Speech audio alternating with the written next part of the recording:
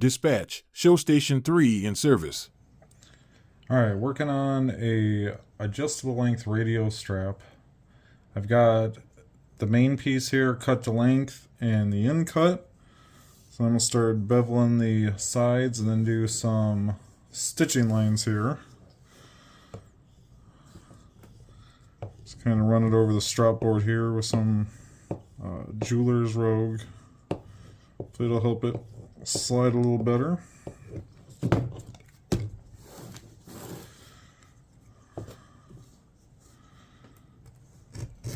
One of the big things I've learned with this is I have to keep moving my fingers to support it, or it'll want to walk away from you. I like doing this to my straps so it doesn't have that hard edge that'll start kind of peeling up and all of that through wear and use. It just kind of rounds it off a little bit. A little bit neater finish. But especially over time, you won't get that edge deforming with it being rounded off.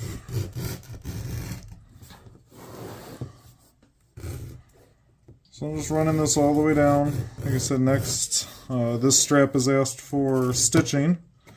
So I'll take my groover and actually go through and add the marks for that.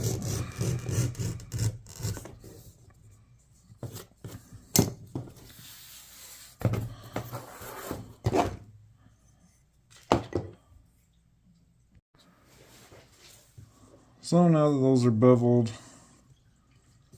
come in here and make groove lines for stitching.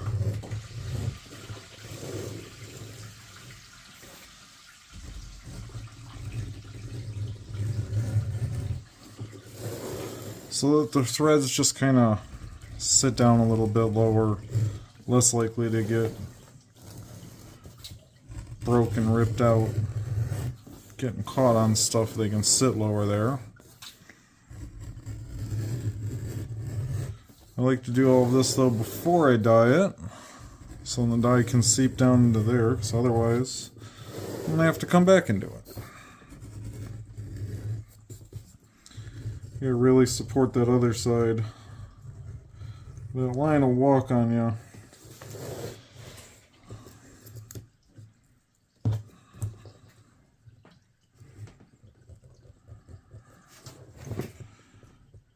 I just kind of touch the ends up there, flip it around.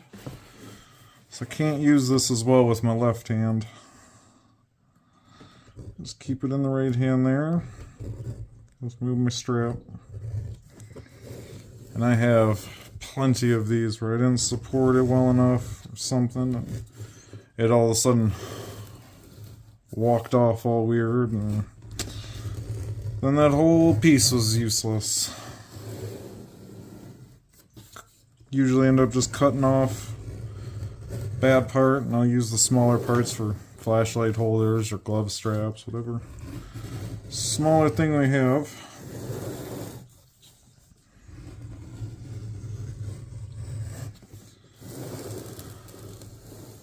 Make sure to do all this when my leather is dry. If it's wet, it doesn't like to cut as well. And it just wants to kind of deform and push it, and doesn't stay as rigid. You can see I get all these little pieces off.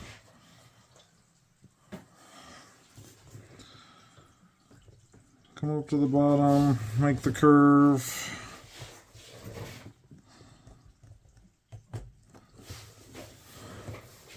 So there, it gives a nice little line to follow when I'm stitching, and sets that thread down in nicely. Well, and then I'm just using one of my other strips here to mark the belt holes. Here I like running with 7, gives a good amount of adjustability, gives a true center. Mostly having that true center helps me when I'm setting all of these up so they're all the same way. But I like giving some adjustability there. Just pressing down, marking the leather so I can come back through afterwards and punch a hole. I don't like punching through using another one, because then it makes the holes on this other one larger and starts getting them wonky. So eventually I'll probably end up just making myself a section here out of some scrap leather to use instead of using an already done strap, but that works. So you can kind of see there. So I'm going to go off of punching my holes, keeps them nice lined up, and then all the straps are the same. I was talking earlier about going off and not supporting stuff when I was running that groover for the stitching. You can see here it just kind of walked off to the side. Get some flexibility in these when they're doing stuff, and it shifted. So now that one's just tossed aside, and I use it to measure the length for any of the strap keepers. So it wasn't a complete waste. Gives a little bit of a template. Alright, so have the piece here, just cut it to length for the keeper. I'm going to go over to my press, round off the edges and that, and we'll come back and bevel that and put the stitching groove in. Alright, got the ends rounded off on that. All I use is a Harbor Freight arbor press, and these are off Amazon. Came in a set. Got to sharpen them yourself. They don't come very sharp at all. The only thing I will say about these, for the price, they're kind of hard to beat, like I said, as long as you sharpen them yourself. The only issue I've run into, though, because of the design on the bigger one, you can see how that's bent over and no longer will accept the pressure to go down. That is a weak spot there on that bigger one, especially with some of the leathers I've had in the past that were a lot harder. I didn't want to cut through as easy, and before I really started sharpening them myself. And you can see the different profiles on those. This one really wasn't touched, and this one I've come in to make it cut nicer. I like using the arbor press better than beating these with a hammer or a mallet. One, it's a lot quieter, so the rest of the household isn't getting mad at me. But it also just makes it a lot easier just to be able to push down on that arbor press. So compared to the radio strap, I use a smaller beveler on this just because it's a smaller piece.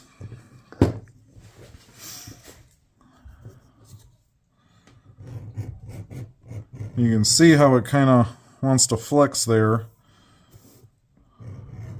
Just support it as you go and move. None of this is a race, so as much as I'd like to be able to complete them quicker, there's time it takes, and I got other jobs to do, family obligations, and not even the obligations, just spending time with them. You know, all comes into play with this being a little side hustle. So,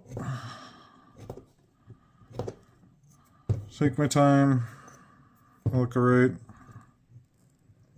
smooth it out. And then that'll smooth out more when you go to the final finishing and sanding it down. So you get a nice smooth finish in that.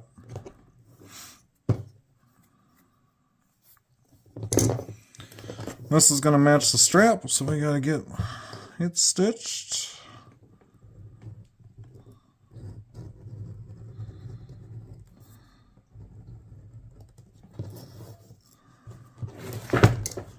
I almost knocked my strap off the table there. So if you saw it shake, that's what that was. I like doing the long sides first and then coming back in and figuring out where I need to actually be, extending stuff out.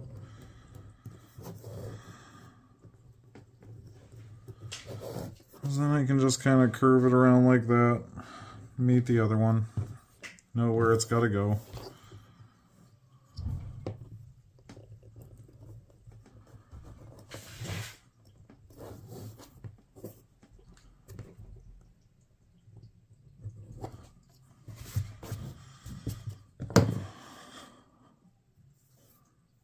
So that one's got to get holes marked and punched. And then we'll get back to figuring out where the name's going to go on this strap. Alright, so got the smaller part of the strap cut. I'm going to set up the belt-in section. This part here. I use 2 Chicago screws with the buckle, and then in between goes a keeper. I have these templates, you can see there.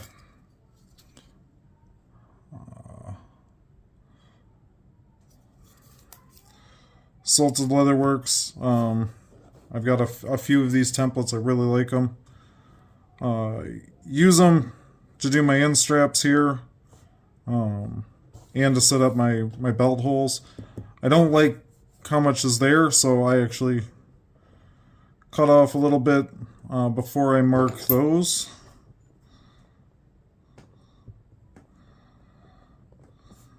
And because these holes are bigger, I do a circle on them instead of just a push.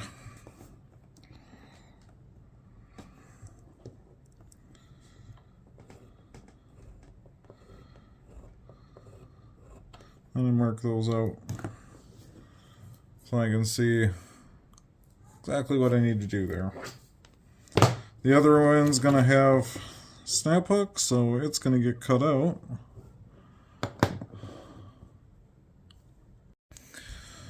It's like this little scalpel blade for doing these curves. Longer stuff in that, I mean, just a regular utility knife. Works real well. I get these and then usually like a 10-pack of blades every time I do it. Every time I make an order. Just pick up these blades. They're pretty cheap, and swapping them out just makes for easier work. The more you swap them out, the easier they cut. But they just bend around this a lot easier than the Milwaukee knife there.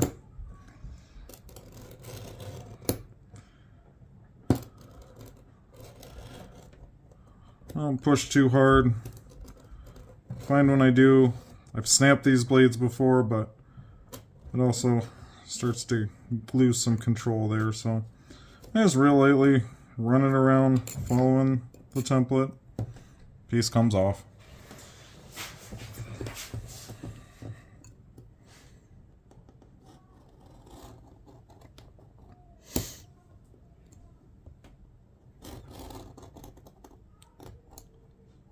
It's a little harder when I'm doing this type of stuff because I'm doing a bunch of pounding and making some more noise, but thinking about doing a live just kind of to talk to people and that as I work on some stuff, especially paint and finishing these. Just sit there and BS. We can talk about whatever. I don't care.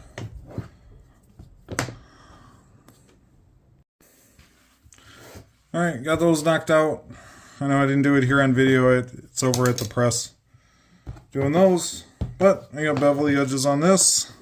Cut our groove lines.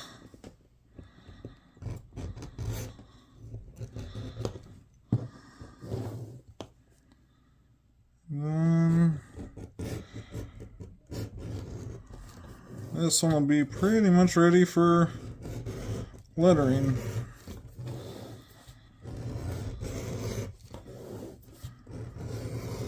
I don't want to ruin any surprises or anything, so I don't know if I'm going to do the lettering on video yet. So afterwards, I'll let them know that, hey, that was actually yours. You had to watch, hopefully, the whole thing be built.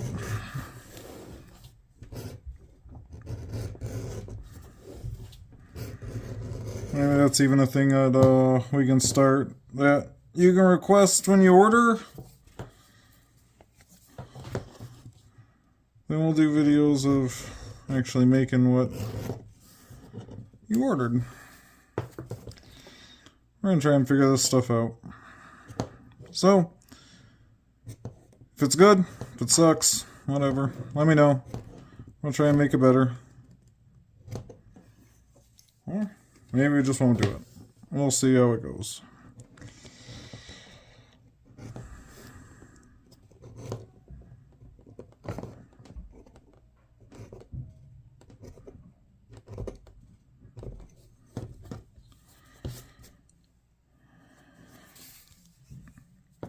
No, I didn't punch those holes. Probably didn't on that other strap on either, huh? Nope. Alright, so I have to punch those, and then it's lettering. And we'll come back for dye. Oh, I said we'd be back for dye, and I was wrong. When I went over to punch out the holes, I noticed, because I was wondering what I was going to say to the video, I completely forgot to put our stitch groove in. So, got to do that.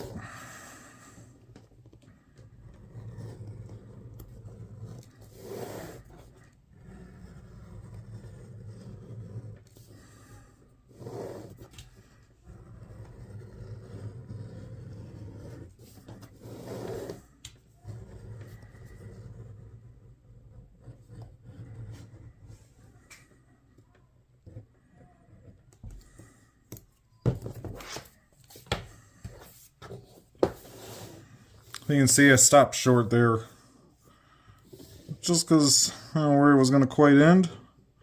So I'll just come in and do that and then pick it back up.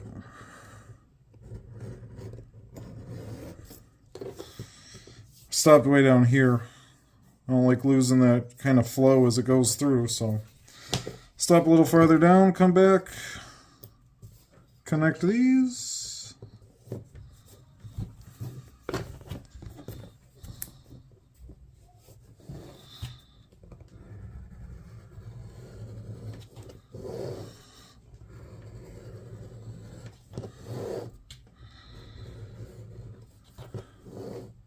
Because this one's all the way already there, I can just come around and add it in.